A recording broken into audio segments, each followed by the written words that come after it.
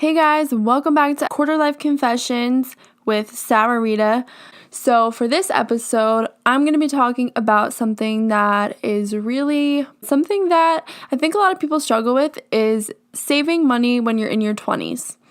Or if you're not in your 20s, maybe this will interest you too because maybe you're having the same struggles. But I'm going off of my experience as a 24-year-old who works full-time but feels like she can't save up nearly as much money as she wants to. I feel like I'm going to be stuck living at home forever, and when I do move out, I feel like I'm going to end up in a shack somewhere. I mean, I don't even know how people afford life. But anyway, I'm going to be touching on a few different subjects on why it's hard to save money in your 20s and ways you can fix it so you are saving more money. Maybe you aren't realizing how much you're spending. Things add up very quickly, as I'm learning.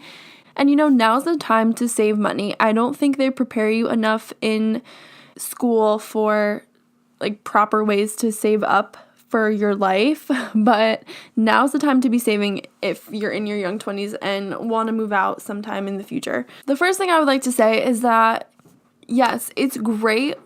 You graduate college and you get a full-time job, probably your first full-time job, and maybe you have salary and benefits, which is great, but it's also kind of a tease because you have all these other expenses that you didn't have before. So even though you're making more money, you're also having to pay for a lot more things, and in results, there's no money left. So the first thing is, right when you graduate school, or pretty soon after, you have to start paying off your student loans. And if you don't have student loans, they're all paid off. That's great. I am so jealous of you. You don't even understand. My student loans aren't even that bad because I went to community college for the first 2 years. And when I went to the 4-year school, after I transferred, I didn't stay there. I commuted. So my student loans are not bad compared to other people's. But yeah, right when you start working full time, it's like, oh yeah, here you have more money, but now you need to pay your student loans. So that sucks because you're gonna be paying those student loans for 30 years or something ridiculous. There's nothing you can really do to get rid of that. That's just kind of the way it goes. Just maybe try and budget more to offset the student loans that you're going to be paying for. Another thing that people in their 20s spend so much money on is alcohol. Now, I know there's nothing you can do when your friends want to go to a bar and you want to drink. Obviously, you're not going to say no just because you need to save an extra $80 or something like that, you know what I mean? But there are ways that you can reduce the amount of alcohol that you need to buy when you're at a bar. I can't believe I'm talking about this. I know pre-gaming is so maybe high schoolish, but just pre-game, who cares? You don't have to have that much, but if you can just have a little bit, just to maybe offset the price of 2 drinks. If you're like me and you get vodka sodas, I mean, that's $20 right there. So, I mean, I don't know how many times you're going to go out during the week, but if you're saving yourself $20 a few times, then it adds up quickly. It really does. Or if you're like me and orders vodka sodas, stop ordering vodka sodas and drink beer. That could also help reduce the price of your tab. Or if you're a girl, just flirt with someone and get them to buy you a drink. I mean, sorry. Hey, it is what it is. You know what I mean? Girls gotta do what a girl's gotta do. Just save your money. Is that bad advice? I don't know. Or if you are going out, maybe suggest going to a place that's not crazy expensive, because I just went to Harrah's in Atlantic City. Their drinks were so outrageously priced. And they were small drinks, but they had this huge, to-go sippy cup thing with a straw in it, really big, and you could get whatever drink you wanted for $30. You gotta find bargains. You gotta do that. Go out during happy hour when drinks are $3. You gotta figure out the best time and places and when to go out to save your money. And if you don't get food, that'll help a lot, which is the next thing I'm going to be getting into, is going out to eat food. I feel like a lot of 20-year-olds, 24-year-olds, 30-year-olds eat out a lot because when they come home from work, they don't have time to cook, or they don't feel like cooking, and maybe their parents don't make dinner or whatever. If you eat home more, that'll save you so much money. If you bought a few chicken breasts in the beginning of the week and cooked them ahead of time. You could just heat them up throughout the week, and it would save you so much money than if you're going to, Chili's. Me and my boyfriend live at Chili's, but that's besides the point. We end up going out to all these places, diners, nice restaurants, Taco Bell. It doesn't matter what it is. It all adds up really quickly if you're eating out almost every single night. So if there's a way you can eat home more, you'll save so much money, and it'll be better for you, honestly, than eating out all the time. It's not good. Another issue that I ran into is right when you start making a decent amount of money, you feel like you can go spend it all on shopping, clothes, makeup, whatever it is. I think it's like, wow, I have all this money now. Let me go just spend it all, because I'm not going to spend that much.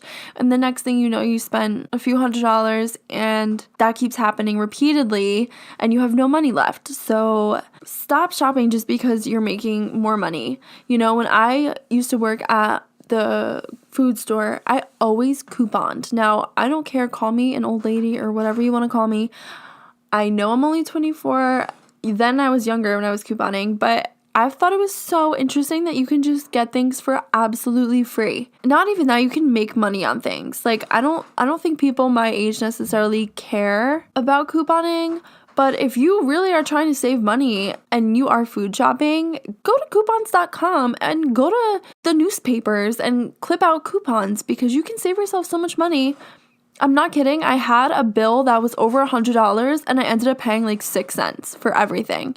I have 2 bins upstairs of shampoo that I ended up not even needing, but I'm going to donate it. And razors are always on sale, because girls, all of our feminine hygiene products are very expensive. And I understand if you don't want to use drugstore makeup, you want to buy nice makeup, like, I get it.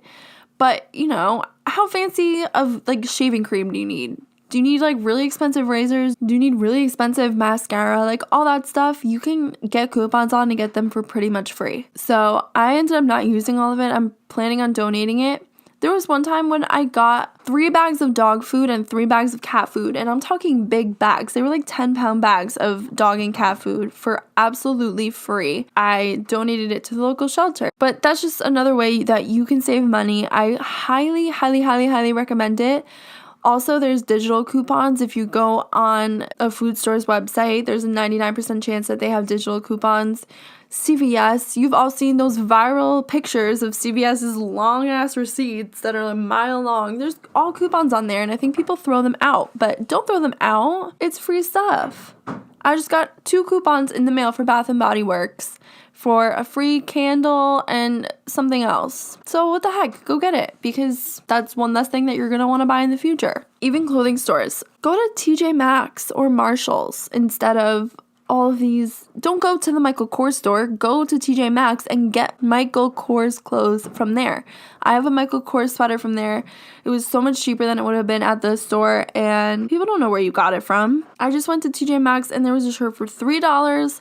I got a jumpsuit for $6. I don't need a jumpsuit right now, honestly, but in the summer, I'm gonna wear it. I'll save myself from buying a $30 jumpsuit.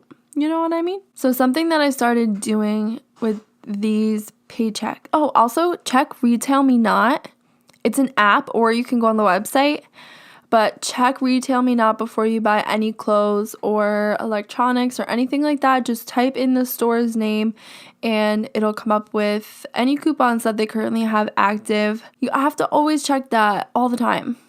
Please. It's life-saving. I'm not kidding. Something that I started doing this week actually is anytime I get a paycheck, well, first of all, direct deposit can be a good thing and it can be a bad thing, because, the money goes right into your bank account. It's all digital. You don't see the actual cash. So you just keep swiping your card, and you don't think about the fact that it's actual dollars that you're spending. It's like, oh, a $3 coffee is not going to hurt me. You know what I mean? Oh, this $10 sweater is not going to hurt me, but it adds up really quickly, and I think that people tend to spend more because we don't use cash anymore.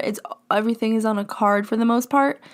So what I'm starting to do is anytime I get a paycheck, I'm going right to the bank taking out half of it and depositing it into my savings account because I have a checking and a savings at 2 different banks, which is frustrating, but whatever. So I'm taking out half the paycheck, putting it in my savings, and not touching it. I'm only allowed to use the other half of my paycheck that I have in my checking account still. So I think that's a really good way to budget yourself because, if it's away in your savings, it's a big process to get the money out of your savings. You don't have a debit card that you can swipe to use that money. So I think that's a really good way to help save up really quickly. Also, another thing that can help you save money in your 20s is live at home for a long time. Now, I know some people might not have the best home situation or, I don't know what's going on with your personal life, but if something's not good at home, then I can understand why you would want to leave. But, if you have a good life and everything is fine, there's no reason to rush out, in my opinion. I live in New Jersey and it's very expensive here. Very, very expensive here. The taxes suck. The houses are a lot of money. It's really hard to have enough money to move out here. So why would you want to waste money when you're only 24, you'll be living by yourself, when you could just be living home and saving up as much as you can so you can buy yourself a decent place when you're able to leave and you don't have to just settle for some dumpy who knows what. I don't think that makes sense. And I think people are so eager to get out, which I understand, but it doesn't make sense. It really doesn't. I think you would regret it in the long run. And also, I don't see the point in renting. This is just from my understanding. I understand renting if you don't have money for a down payment on something. But if you have money for a down payment, why wouldn't you use that to buy a condo so that when you're done with the condo, you can sell it and get your money back? No? Or maybe you will even make money on it. Depending on the market, you could make money on your condo. But when you go to rent an apartment, you have to just give the money away. You just give it away every month and you'll never see it again.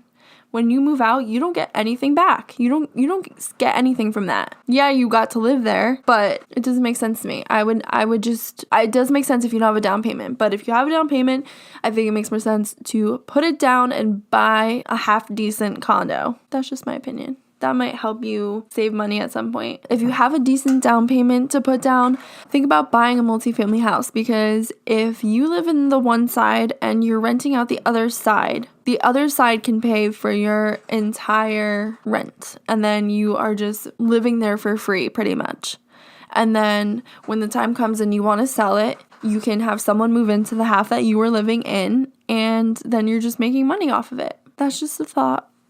I'm not a realtor, I don't know, but I've heard that that's a good idea. Also, I know people need vehicles, but do you really need a Mercedes right now? I don't know. When you're 24, do you really need a Mercedes? I feel like it's awesome to have a cool car when you're young, and it's probably nice to know that you have a new car that's not going to break down on your way to work and things like that.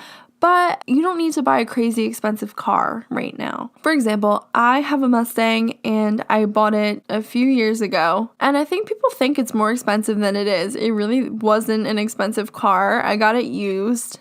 It's a 2006. It's not like it's a new car. But it's like everything I wanted. And I mean, don't get me wrong, would I have liked a new Mustang? Yes, of course I would have. But it doesn't make sense. It would have hurt my soul to pay that much money for a new car when I was 20. There's no way. That's just doesn't make sense. So buy a used car because when you get it from a dealership, they detail it. You don't even know it was used, honestly. If it has low mileage, get a used car. The price goes down so much. You can get a certified pre-owned car and the price drops a lot just because they have to. And there's no reason why you shouldn't just get a used car when you're young. I haven't had any problems with mine and, I did have a problem because there was a snowstorm.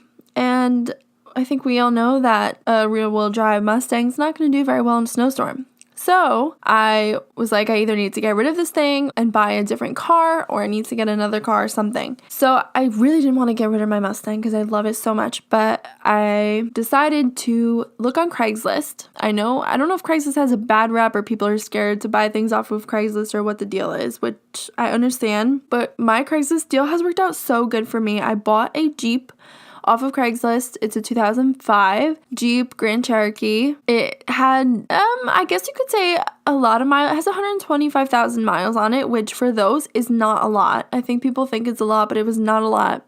But, you know, the guy just wanted to get rid of it because his daughter was using it, but she went away to college. He just wanted it gone. I got a ridiculously good deal on it. And it's been a phenomenal truck. I haven't even driven my Mustang in the last 2 weeks because I've just been driving the Jeep. It's very comfortable. It's winter here in Jersey. That's the whole point of why I bought it. You don't need $10,000 to buy a decent car that will get you to and from where you need to go. You just don't.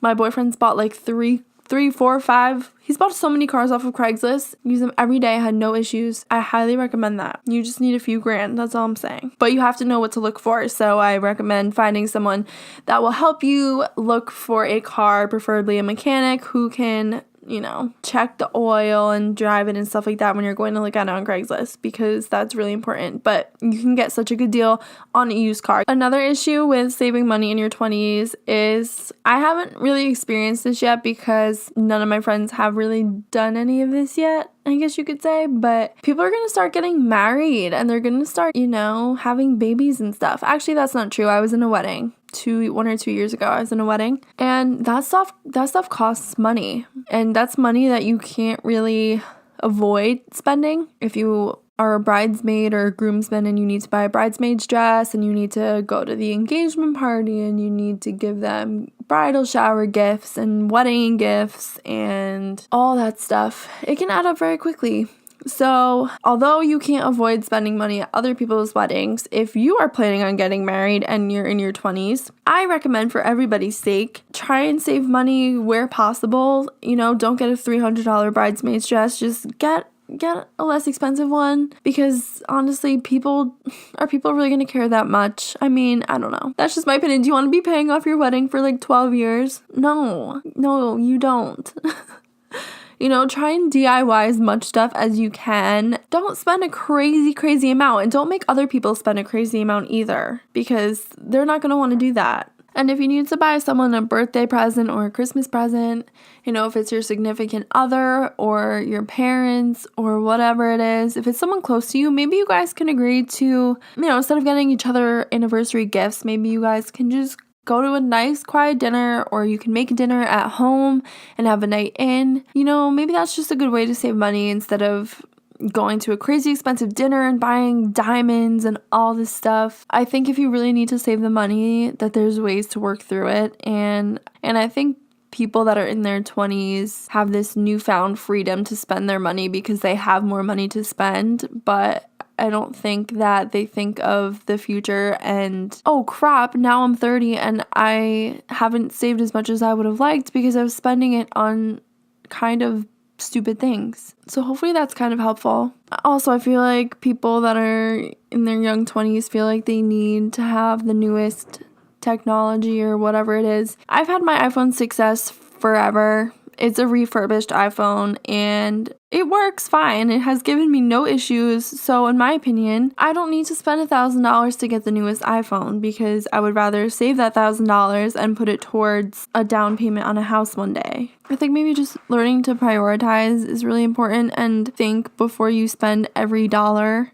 Don't buy Dunkin' Donuts every single day. Maybe just buy it once a week. Make coffee at home the rest of the week. Little things like that add up very quickly, and I don't think that we were necessarily taught too much about how to save effectively in college and in high school. I don't think they talk about that. So hopefully I inspired you guys to save some more money if you are in your 20s and feel like I'm never going to be able to afford life. Maybe this will help you figure out how to afford life a little bit easier. Because life's expensive. Thank you guys so much for listening. Subscribe if you haven't done so yet, and follow me on social media. I'm at Rita, and I will talk to you guys in my next episode. Bye.